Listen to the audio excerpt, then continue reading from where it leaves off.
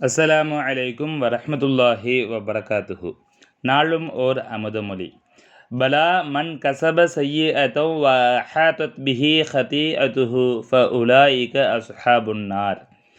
ஆம், எவர் கெடுதியை சம்பாதித்து அவர் செய்த குற்றம் அவரை சூழ்ந்து கொண்டதோ அன்னவர்கள் நரகத்தையுடையவர்கள், நரகவாசிகள்.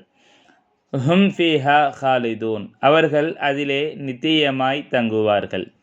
வல்லதீன ஆமனு வ அமிலு ஸாலிஹாத்தி உலாயிக அஸ்ஹாபுல் ஜன்னா ஹும் ஃபீஹா ஹாலிதூன்.